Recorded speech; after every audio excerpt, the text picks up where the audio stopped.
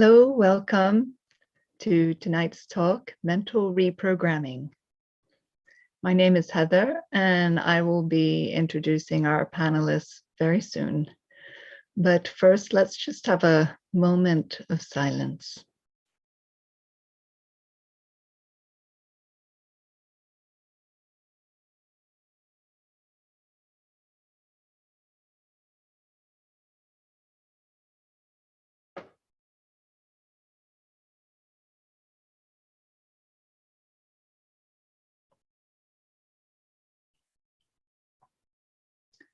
Thank you. We probably know that experience when the mind gets stuck entertaining thoughts we don't like.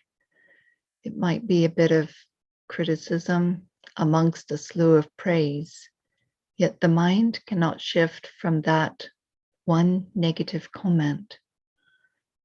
When the mind is focused there, then there can be sorrow, regret, disappointment, frustration.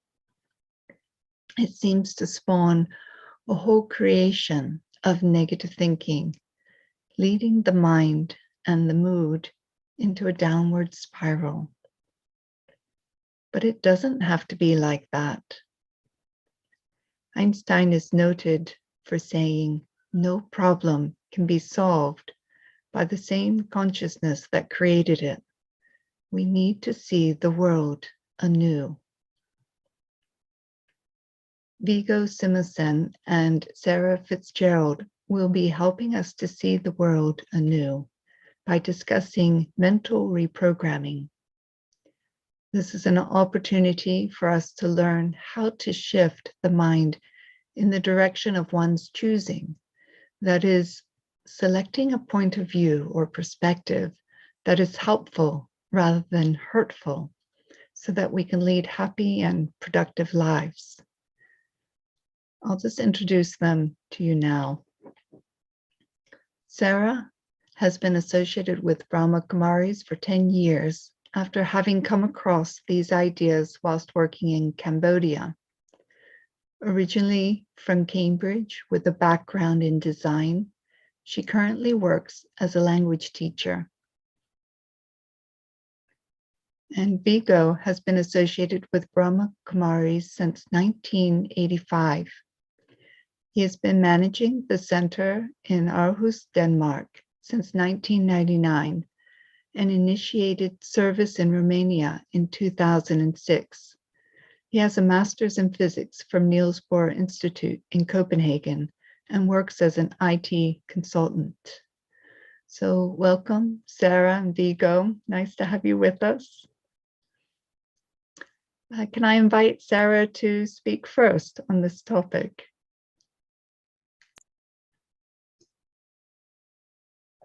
Hi, thank you, Heather. And it's really a pleasure to have the opportunity to be with all of you and also to have conversation with Viggo and yourself. And I was walking by the river in Cambridge the other day, and we have a lot of rowers. We have more than 30 colleges, as some of you may know, in Cambridge, and each one has probably more than one rowing team. On the other side of the river, there was a cute dog with his owner, and I could see them from a distance, and I could hear the dog was getting distressed. But as we got closer, I understood that every boat that went past, every rowing boat, the dog decided this was a problem. And so his solution was to bark like crazy and pull his poor owner's arm almost out of its socket until the boat got to the point where the dog was in line. The dog realized the boat was going off and he stopped. So the reason why I'm mentioning this, it's like a funny story, but the dog's programming was these boats are something wrong and they shouldn't be there. And he was getting, really in a complete state. But also I thought programming is for him that by barking, he's kind of helping and solving the problem. because it gets reinforced every time that when he starts barking, and they actually move on. So he possibly could be under the impression it's somehow helping, but it's not helping himself, and his owner might need some physiotherapy at some point for his joints. So this feeling that we can be the same, and that this world is to some extent on track, and things are happening that we don't have control over. Things are moving past, and we surely have a part, but lots of things we don't have to be internally barking like the dog. And for me, I think my own background in design, I was looking for fulfillment and meaning and a sense of maybe a self-respect through art and design, but also looking to somehow transcend the ordinary. And I think the programming there is that life generally feels a bit mundane, and that there needs to be something which takes us beyond. And I was particularly interested in installation art and light art because it kind of felt magical. I can't really explain what it was even now, but recently was reflecting on it, and it's this wish to transcend and experience meaning and magic perhaps in life. So the reprogramming that I've been studying, as Heather mentioned, in the last 10 years, is that actually the spiritual understanding is that we are from beyond, and that is like a radical reprogramming. So that affords us a very different view, and that if we can contemplate it and play with it as an idea, then there is an intrinsic inner fullness and a kind of a wonder, which is our right. And then this world which is passing by doesn't need to satisfy my needs, which are already there at a different level. So this is the initial thought on this topic, and happy to discuss further.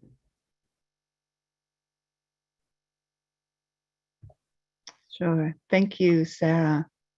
Let's hear from Viggo, his thoughts on this topic.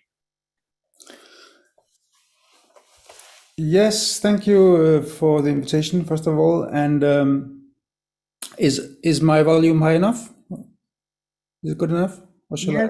Yes, it's very good, actually. Excellent.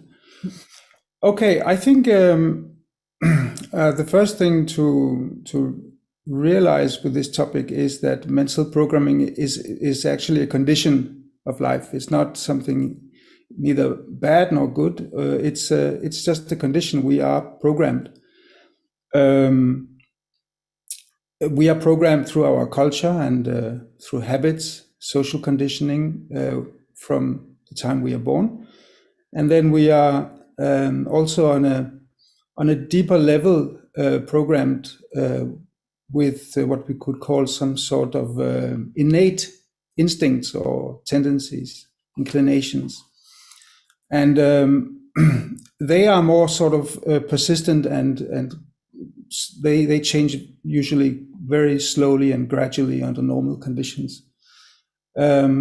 That is what we call sanskaras in the Brahma Kumaris, and it's part of the philosophy of the soul, that the soul carries these sanskaras, these traces of its past, from one life to the next, and they form a sort of seed of new habits. So habits are, of course, not something we are born with. Habits are evolved during our life because they require repetitive action and influence. So we cannot be born with a habit, but we are born with these sanskaras, these tendencies, or inclinations. And it's a kind of bias that will then turn into habits very, very easily as soon as we are subjected to certain influences. Then those can be reinforced and turned into new habits similar to the original ones that had formed the sanskaras. And in this way, sanskaras can follow us, throughout many lifetimes, because they are always reinforced. That's the way they work, so to speak. And so therefore it's a very slow and gradual change of the soul. But if we want to change these sanskaras in a more radical and sudden way, then we also need radical and sudden methods for it. We need to raise our awareness. We need to evaluate our value systems and our principles, and make certain changes in our life, in our behavior. So it's not something that will happen otherwise, and probably we also need to practice some sort of meditation, because that has a kind of eliminating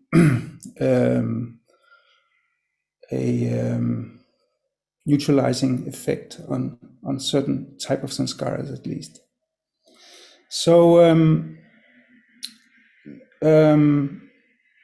there, I very much see it as like a two-prong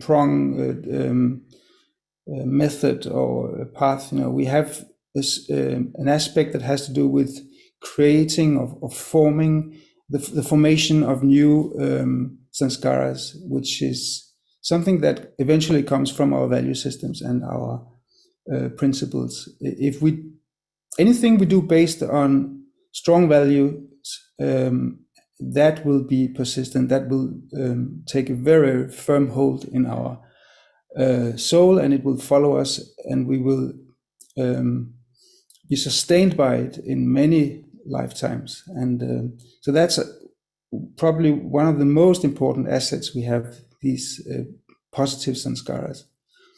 And then there is the other aspect, which has to do with the elimination or the destruction of adverse sanskaras that are maybe very, very old, and that are constantly causing suffering in our life. And that can be on an emotional level. Some sanskaras are sort of emotional recordings. It can be related to our responses and our behavior. For instance, to take a very typical example, very common example, low self-esteem is a very typical example of a sanskara. It's something that can be recorded in me. I have, it's in a way a kind of innate secondary nature that I have acquired. It comes from some sort of behavior or some, it has, everything has a reason, it has a cause in my past. Nothing comes without a cause. What the concrete reason is usually very difficult to tell, but it has come, and it's something that is cumulative. It builds up over many lifetimes. And then to get rid of such a sanskara, I need to actually remove the very foundation of it. Low self-esteem is in many ways just an aspect of insecurity. Insecurity can show in many ways, but low self-esteem is one form of insecurity.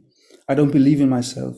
I doubt myself, and therefore the reason or the solution to that problem is also quite obvious. I need to acquire that sense of security in my life, and once I do that, that sanskara will very, very easily break away. And that is how we can, in a very short time, we can actually change these sanskaras, which is otherwise very difficult, if not impossible. So in the same way, we have a lot of sanskaras that are based on deficiencies and weaknesses and lack of fulfillment. Security is one of our basic needs. And if that is not fulfilled, then we will certainly develop these deficiency syndromes. And there are others as well that we could mention.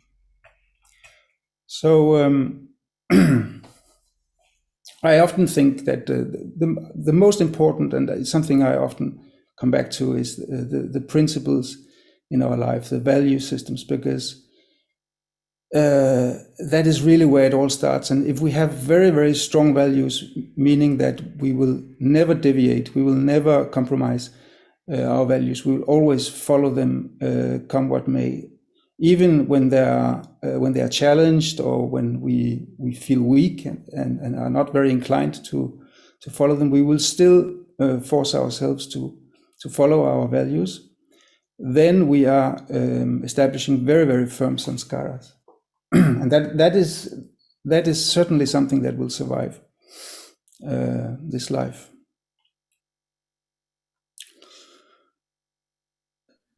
And then just to tie it all together, meditation is as we practice in Brahma Kumaris, is really the tool to achieve this fulfillment, which will make the change of very, very deep-rooted sanskaras, emotional sanskaras that are based on deficiencies, they will easily break away. And so there are really different forms of change here in play. The one that comes from our culture and social conditioning is usually quite shallow. It will change in each birth.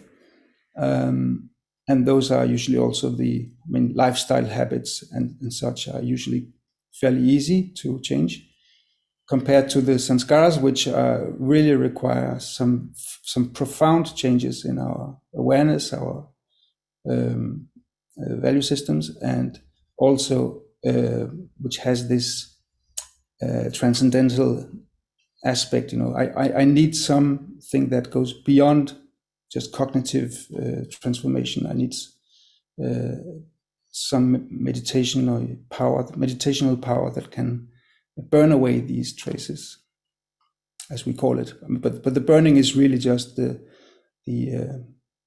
fulfillment, refulfillment. So reprogramming comes partly from being refulfilled. Yeah, it's sounding like a lot of work. But just so that we put a definition of samskaras in the chat, and just so people, not everyone's familiar with that term, but it's clear that samskaras take time and effort to shift, and habits are a little easier. But you also mentioned values, using values, developing a value system to attack those samskaras and work on that. And there's a question here. Could you give an example of these hardwired samskaras?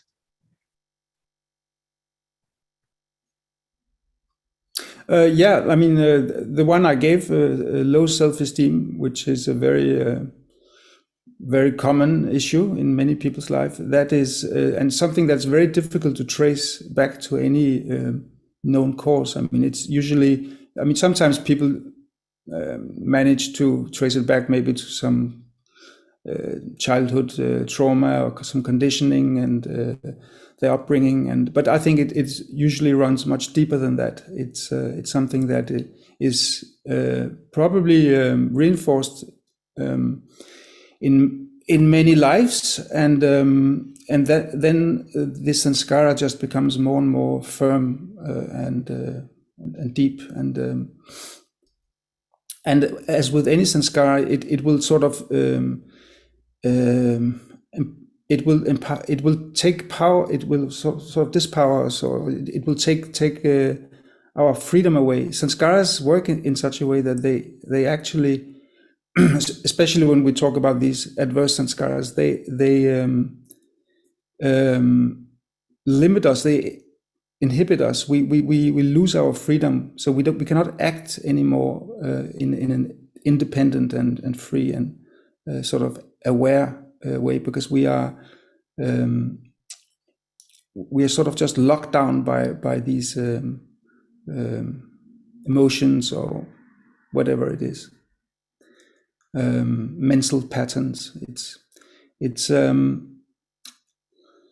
anything that we can identify as an inclination or some kind of disposition in our personality, which goes back to, I mean, as far back as we remember. We cannot really attribute it to any conditioning in this life. There's no known cause of it. It's just, it has always been there. If we can identify such traces, then they are most likely sanskaras. They are innate. They have been there from the moment we were born. They are rooted in maybe the previous life, maybe many lives where they have just become more and more deep rooted for each life, and then eventually they just take over our take away our freedom. Yeah. And I think it's also worth pointing out, they're not always negative. There's very nice positive sanskaras,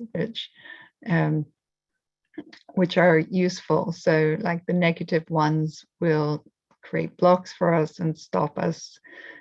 Positive ones will support us. Would you say it that way? They support? Yeah, it's a very good question. I have often thought whether it's actually the case, or is it that freedom is actually the absence of sanskaras altogether. But I don't know. I think a lot of our sanskaras are connected with suffering, and I think that when we are in our sort of pristine state, I think we'll have very little sanskaras, very little programming, if you like. I think that's something that tends to accumulate over time, and it sort of creates a burden on the soul to have too many sanskaras, and often conflicting sanskaras. And but one thing is sure, that negative sanskaras, they creep in very easily, and often if we don't have a value system, a value-based life, and if we don't have some sort of raised awareness, then we will just sustain our bad sanskaras and create more bad sanskaras, and so there is an asymmetry, you can say. Bad sanskaras come easily, and then just like bad habits, good habits, and good sanskaras, they require some effort, some heightened awareness and values. Yeah, values they reside in our intellect, and so the battle is the traditional, the well-known dichotomy or battle between the habits or the instincts on one side, and then our intellect, our willpower, our awareness on the other side. Yeah, nice. Thank you. Tug of war between those two. Be nice to get some thoughts from Sarah on this topic. Are you seeing reprogramming done with sanskaras, or do you have another method? Be nice to hear from you. Thank you. I could resonate with a lot of what was shared, and this premise of security is absolutely essential. That because we can relate to this statement that, say, 10 things are going quite well in one's life, but if there's one thing which is not, then disproportionate amount of attention may go to that one wrong thing rather than the 10 good things. So this, like we can say, ordinary mind is sort of programmed for the negative, and looking out for danger. And with reflection, one may come to this realization that it is the foundation of insecurity, because we are looking to get security usually through the world around us, through the relationships being stable, or people behaving in a way that we feel secure around them, or we are getting fulfillment or happiness. And if that's wobbling, then the mind is caught. And so this is a bit like a sort of a victim mindset or victim programming.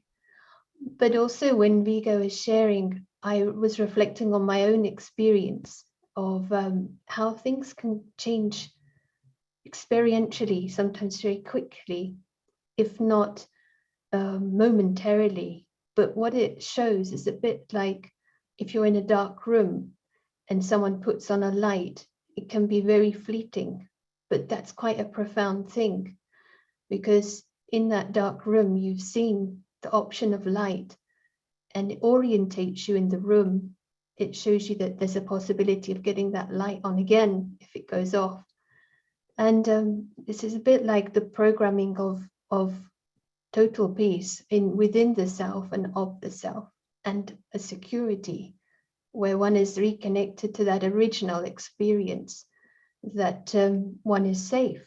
And when I say one, it's the true self. It's not the self built around the external and the temporary. And that reuniting with that experience is, even if it's a programming that we are getting reconnected to for a short time, it has profound effect down the line, because it's like a seed. So when I first heard some of these ideas, it was observed to be a small thing in one sense. It was like information, but it triggered something inside that made me kind of realize that this has shifted something in me. And already some of these inner vibrations of that kind of lack, emptiness, something should be different outside, like that dog barking. It was like, again, coming back. So in a way, it's a transit time. We're either experiencing that ordinary mind, which is a victim in a sense, or we are experiencing glimpses and sometimes longer periods of a totally different programming. And perhaps the journey now, once we are, as Viggo was saying, through meditation, creating time and space to experience these moments of clarity, we are just custodians of it, to not mix the two different programming, and start to discriminate which space I am in, and know that there's an option to come back and nurture this intrinsic self and the security, which is really a luxury to have that experience. So that's some thoughts. I like that analogy of being in a dark room and the light comes on, even if briefly, because I can see that gives you some indication of what is possible, and then you can start making those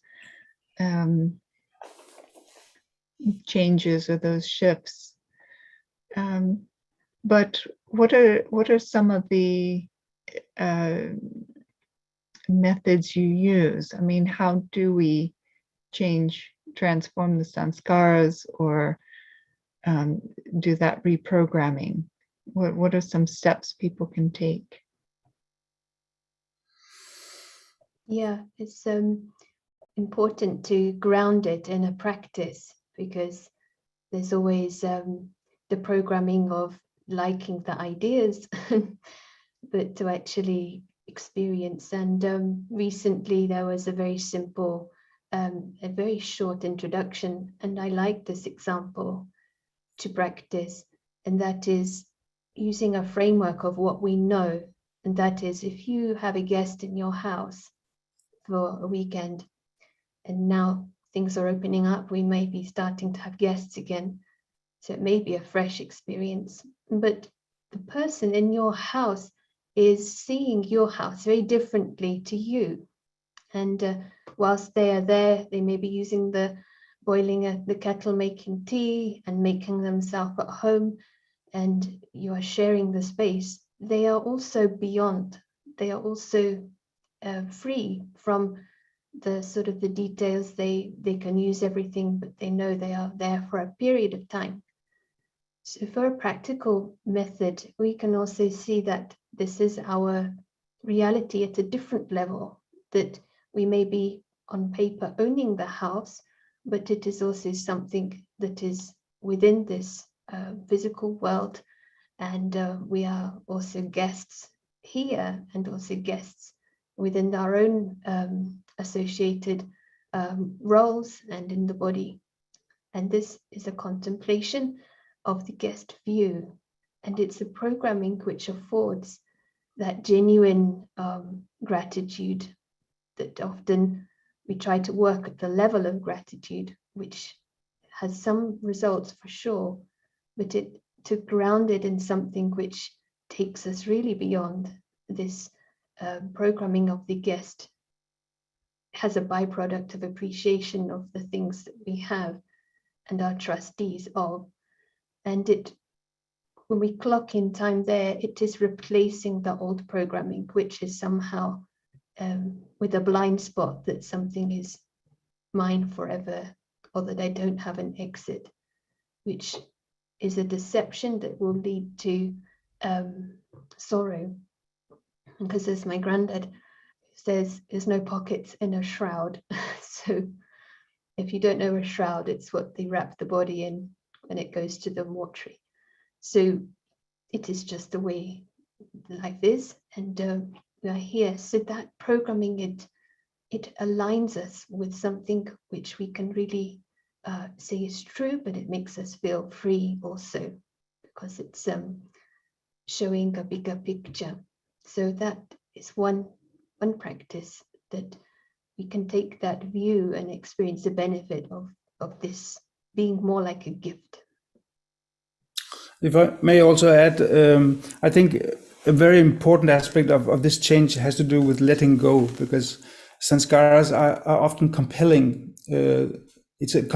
They act like a compelling nature, so they are forcing us into behavioral patterns that we actually that might give us some sort of pain or suffering, or we don't desire it, and so. The ability to let go of your sanskaras, even though you know they are there, you can identify them, you are very well aware of their existence and their influence, but you are still able to let go of them almost in such a way as if they were not there. I mean, you're not accepting them. That is a very, very powerful awareness, because in the transition until the sanskara is completely eliminated, and that is kind of the final state we will reach through a lifelong practice of meditation. But before we reach that state, we have to live with them, we have to manage them, and part of that has to do, of course, with having strong value-based behavior, so we can always override the sanskaras in the moment when we have to act. But the other aspect is that we are able to detach from, especially sanskaras that are causing maybe emotional pain or dependencies or whatever it might be.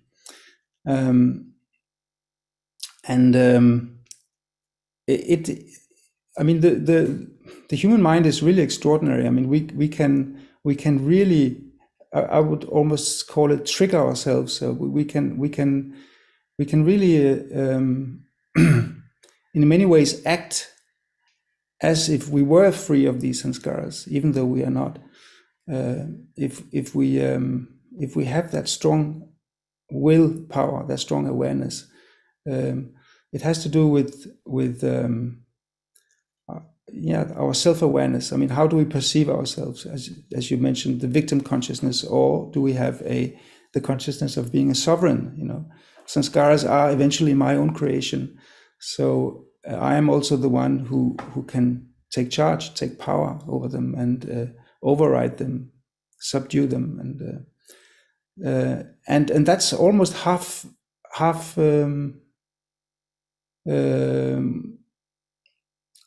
Halfway home, if I can manage to do that, then the rest will eventually be achieved through time, patience, and consistent meditation. But because there are certain things that we cannot expedite. I mean, there are certain things that take time, that simply take time. Meditation is not something that, even though experiences in meditation can be very powerful and they can have a lasting impact in our life, but the lasting effect of meditation, that is a very, very slow and gradual process. It's a cumulative process that just builds up over many, many years, and then it's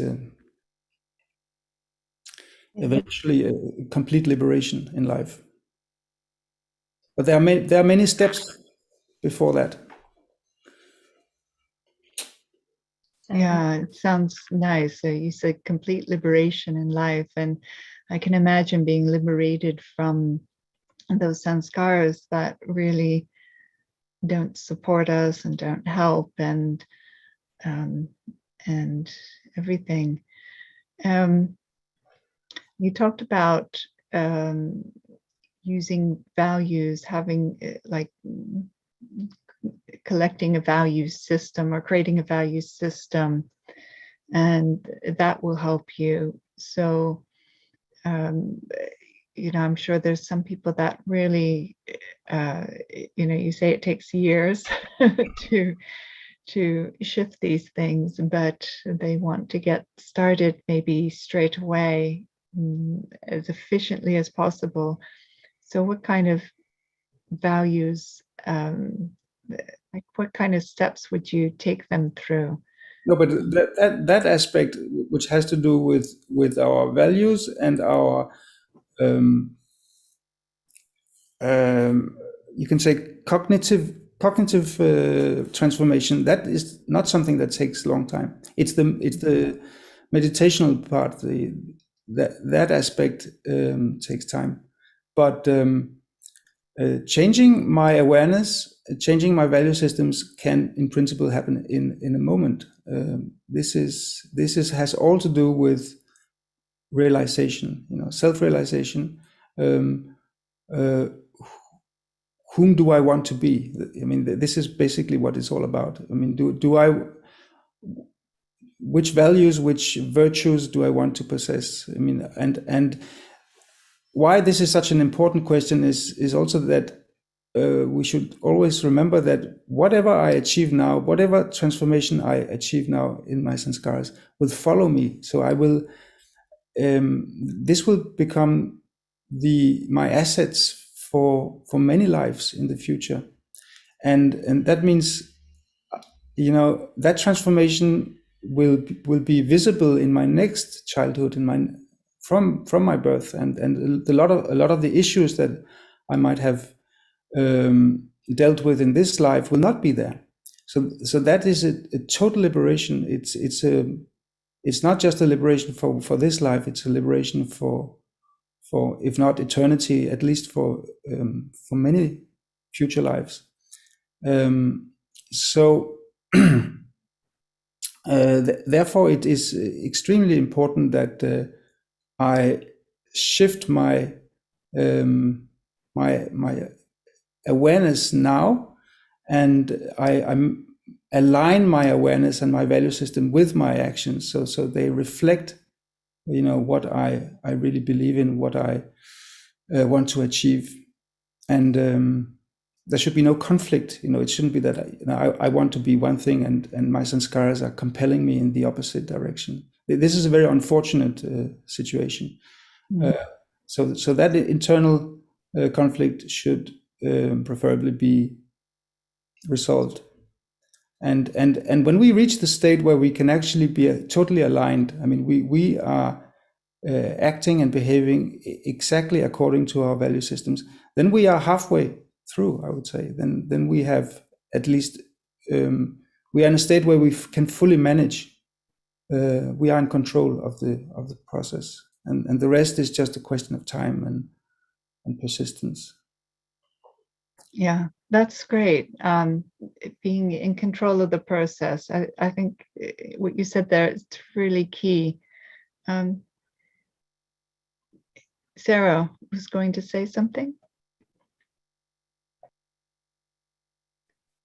I liked this point, that I think it's good to have this understanding that there is time aspect here, but as you were mentioning, that realization, that power, and that's like, that can happen instantaneously, but the transformation is the thing that takes time, and it brings an energy of a little patience, the process.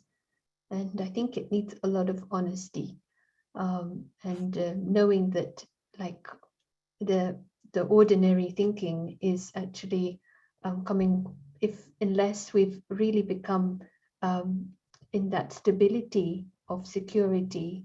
It's a big thing, we're talking about it, but we're touching the ground with that space. Like when the light goes on, we get the feeling of it, but because of the habit, the force of habit, we can come back to the ordinary, which is that false identification, or we can call it ego, which is programmed for negative, and is the default programming, we can say. So I think we let go. One thought that came when you were sharing is, I agree, because letting go. We had a program maybe a year back, and someone said letting go is hard, but holding on is harder. I like that, because it is perhaps in different ways for all of us in our life. We've had this kind of experience, and it is the ego that will want to hold on.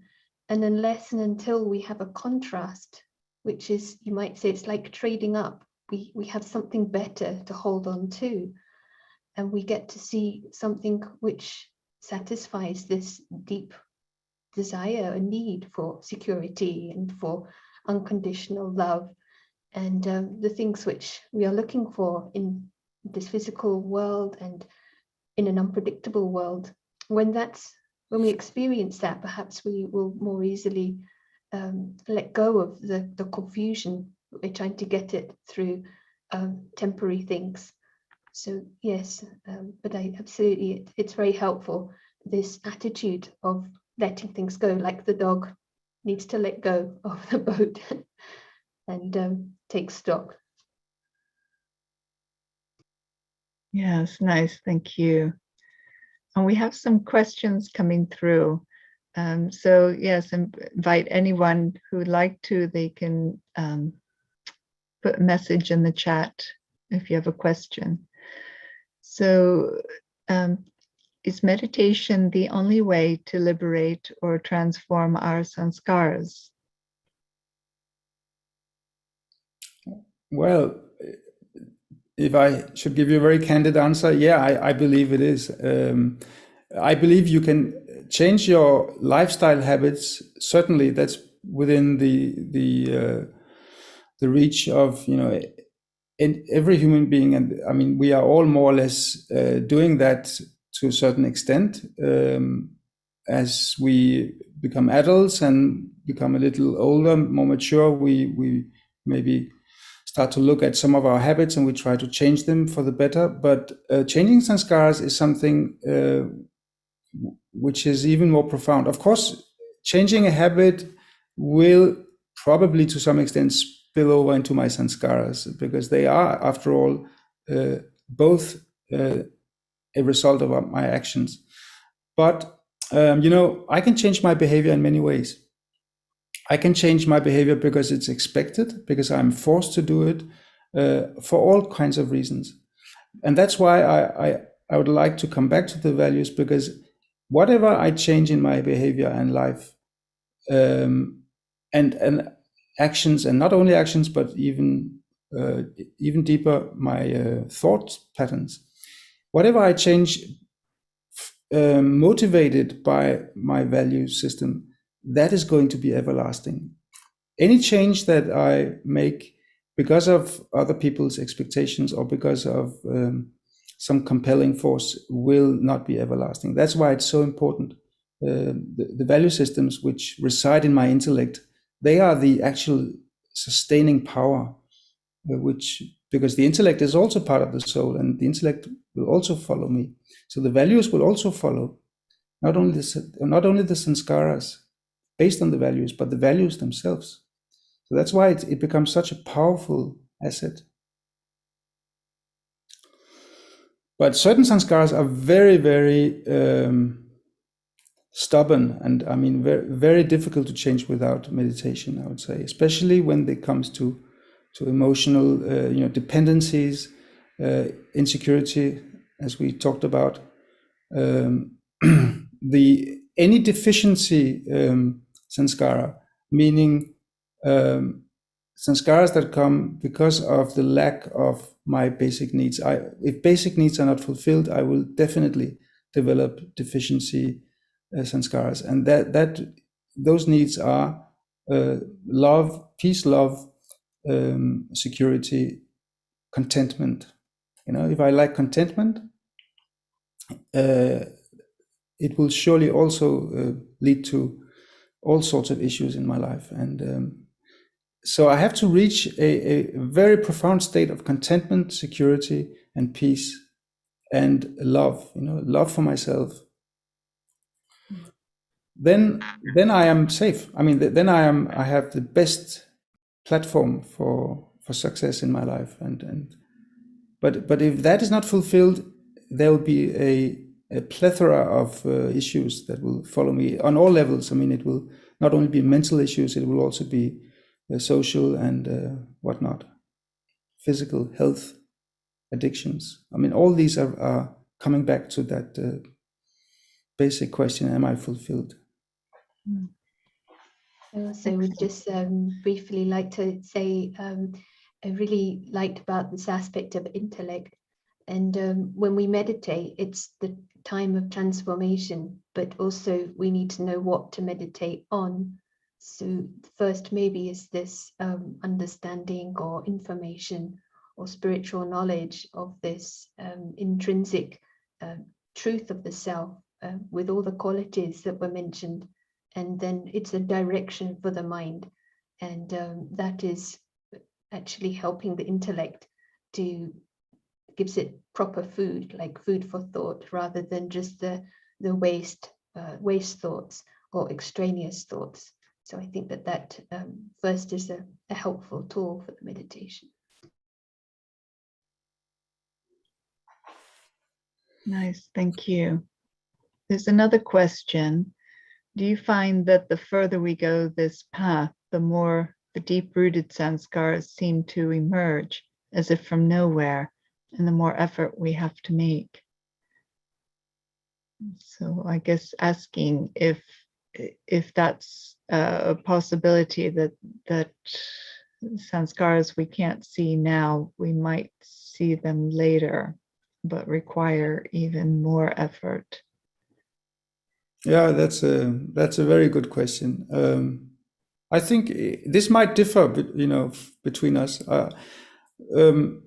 In my case, I would say the pain points have been quite clear from the very beginning, and they have been more like recurrent issues or recurrent patterns that I have come back to. And then there has been, after a number of years of effort, there has been a kind of a milestone, a sort of breakthrough where I really felt that I had become completely liberated from these sanskaras for maybe, and that would last for a number of years, and then it might sort of revive, it might come back in a maybe different form, or on a different with a different strength, and then I would have to deal with it again, and then there would be typically maybe 2 or 3 recurrences or reappearances, and then eventually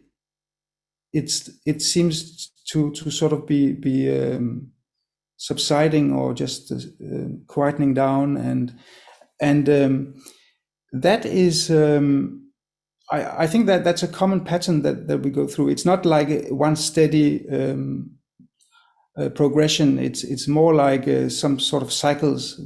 They come back and we have to deal with them again, and then maybe once more, and then eventually they take leave. So not to say that I haven't been surprised by sanskars that I simply were not aware of. I mean, there has certainly been such cases also, but they haven't really been, I would say, big major issues in my life. They are probably related to some very specific traumas in the past. But those that are really, really persistent, which have to do with patterns that are recurrent and that have been there for a long time, they will also take a long time, but they will also be very clearly visible from the beginning, I think. Thank you. And did Sarah want to add anything about deep-rooted sanskars? Yeah, I think what Viggo just said, it's a visibility thing. It's a bit like at the beginning, there's so much going on for many people at the moment in their lives and in their minds, and feeling of not being able to see the wood for the trees. So when we meditate, it's like this process of starting to get clarity and respite, but then it allows for more things to be seen, which is good. It's like the clearing process, and things are coming up. But I think being able to see clearly, we see more when we are high up, like you see the city from above, and you have strength when you have that detachment, you can see a bit more. So I think this strengthening the intellect by strengthening this spiritual side, where we are really coming into this full freedom, we are emerging the most deep-rooted sanskaras are positive ones. So they're the ones we're kind of, but we don't need to go through the negative ones. We can, as maybe Viggo might have, be nice to hear your thoughts on this, but it's like those sanskaras which are bringing pain and negativity are like the middle ones, but we can at least get the contrast and strengthen ourselves, strengthen the intellect to see the original sanskaras, and then from that we're kind of empowered. The intellect is more clear to discriminate, and then we are in a position we don't need to choose that programming of thinking, which leads to programming of attachment, for example, to people, or the dependency on others' opinions. We can get into wanting to please others in order to feel sense of self-worth, like was mentioned earlier. When we see that clearly, we can very easily drop it. And we easily drop it when we've been able to have that the higher self-respect on the truth of the self. So it feels like this kind of practice, nothing needs to be seen as deep-rooted, and the way I need to analyze it, it just maybe means I need to take a higher vantage point. It'd be nice if Viggo has any thoughts on it. Yeah, I think that our ability to let go of these sanskaras is also growing. I mean, it might be that sanskaras come back and reemerge, and we have to deal with them a few times. But what also happens at the same time is that we are evolving, we are accumulating more and more the ability to detach from those sanskaras. And coming a bit back to what I said in the beginning, that even though there are sanskaras present, we can identify them, we can sort of still observe them in some maybe subtle form, but we are in total control. We are able to fully manage them and detach from them. We are not being in any way sucked into those patterns, because we, first of all, we fully understand them. We have, in a sense, taken ownership of them. We know that these are part of our secondary nature or alter ego, and they are there to, in a way, take leave from us, and eventually they will.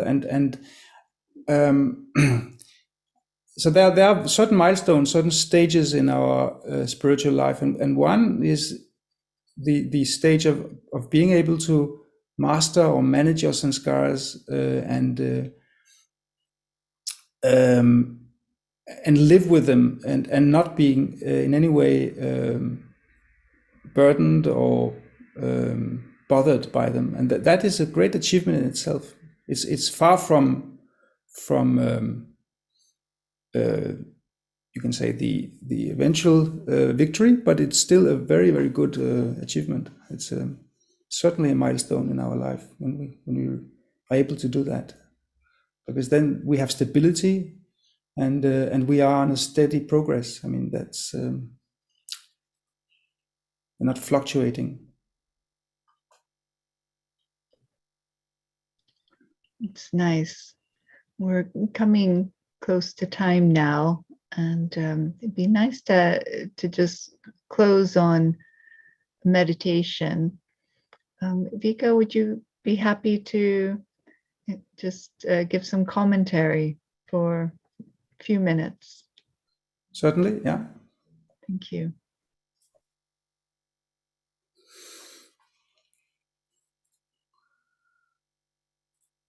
So I just relax and become aware of myself as a spiritual being,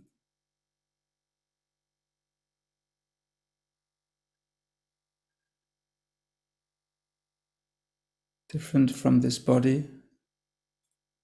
I am eternal.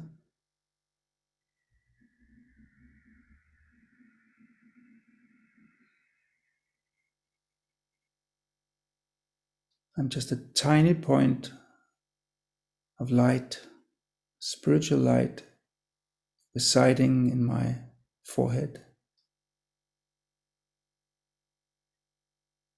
And this light is the embodiment of peace,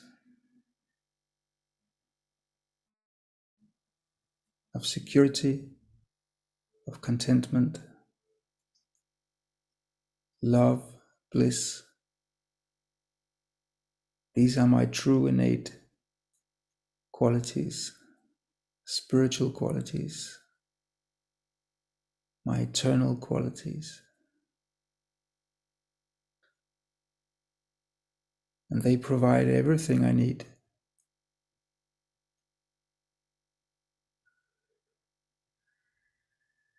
Peace, contentment, and security.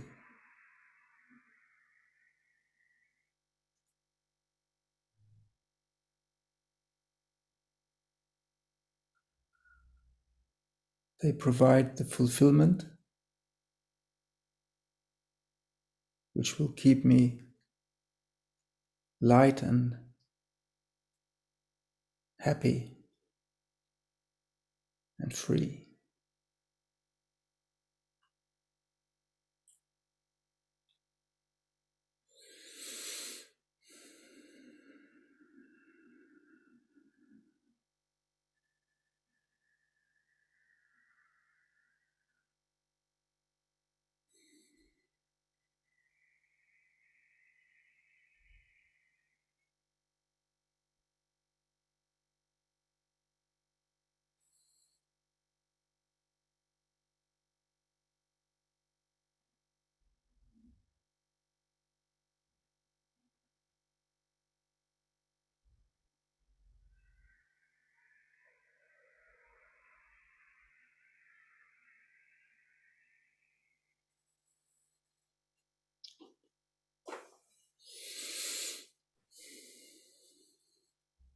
Thank you.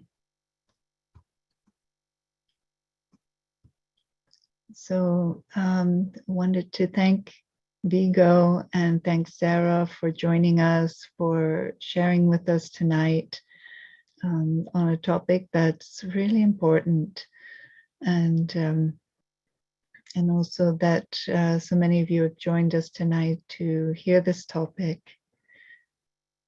Also wanted to draw your attention, the next Tuesday talk will be on the 23rd of November. It's called Creating a Culture of Transformation. And actually someone put something in the chat, which I quite liked. I'll just go back to that. Change sounds like an obligation, something heavy. Transformation is something we want to do. So it's easier, lighter. Quite a nice little saying, something to think about. But anyway, this talk will be about creating a culture of transformation. So we're in a period now where leaders are coming together to discuss making changes to help the planet. And yet, if you speak to people, there was a survey done recently, more than 50%, so the majority want the government to do something about climate change, but less than 50% are willing to make lifestyle changes for that purpose. So there's a resistance to change, but also recognition that change is necessary. So how do we create that culture of transformation? And so that will be the topic in 2 weeks' time. So if you look now in the chat, you'll see the link to give you more information about that. Okay, so thank you once again, Viggo, Sarah, and for everyone for joining us tonight. Thank you very much. Enjoyed it. Thank you. A pleasure. Very nice to connect with everyone and your presence. And good luck with all the exciting transformation and reprogramming as a hobby, as Yes. a fun. Bye-bye.